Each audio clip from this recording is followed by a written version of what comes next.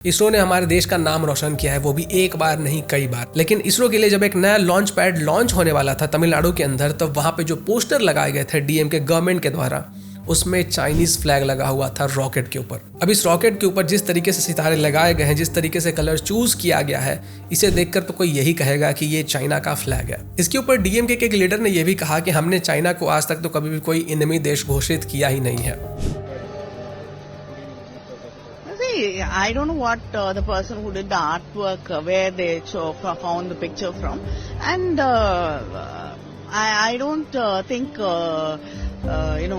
India has declared China as an enemy country or anything, because I have seen that the Prime Minister has invited the Chinese Prime Minister, and they've gone to they've come to Mahabalipuram or anything.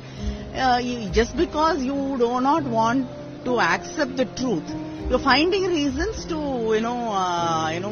divert the issue. That is it.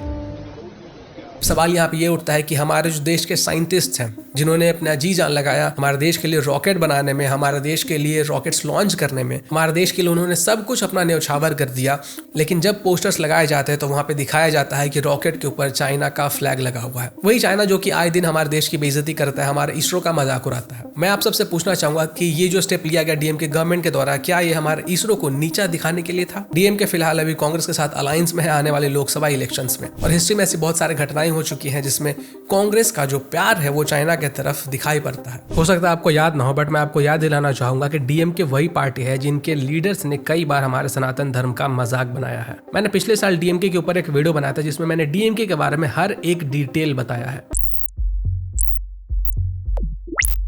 DMK के leader खुद बताते हैं कि independence day को डीएमके के लोग as a black day celebrate करते हैं और काले कपड़े भी पहनते हैं। साउदर्न पार्ट ऑफ भारत में जो मेजर न्यूज चैनल्स हैं उनके बारे में डिटेल्स में आपको शेयर करता हूँ। सन न्यूज के फाउंडर हैं कलाईनिधि मरन, एम करुणानिधि के ग्रैंड नेफ्यू है। कलीग नगर टीवी के ओनर है करुणानिधि फैमिली।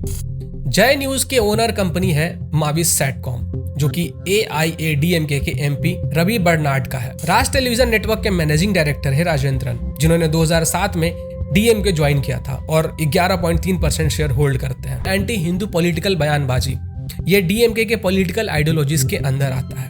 और ऐसा नहीं है कि जब उदयनिधि स्टैलिन ने ये बयान दिया सनातन धर्म के ऊपर तो ये पहली बार था। बहुत लंबी स्क्रिप्ट है, बहुत लंबी लिस्ट है, इतिहास इनका पूरा इसी चीज के ऊपर बना हुआ है। जिस सनातन धर्म के ऊपर डीएमके के पॉलिटिशियंस जहर उगलते हैं, उसी सनातन के मंदिरों से हर साल सैकड़ों करोड़ों का रेवेन्यू आता है। और आप ये देखिए कि उन मंदिरों का जो हेड है, HR&CE का जो हेड है PK शेखर बाबू, वो उस समय उदयनिधि स्टैलिन जब बयान दे रहे थे तो वहीं पे मौजूद थे, लेकिन उन्होंने एक शब्द नहीं बोला।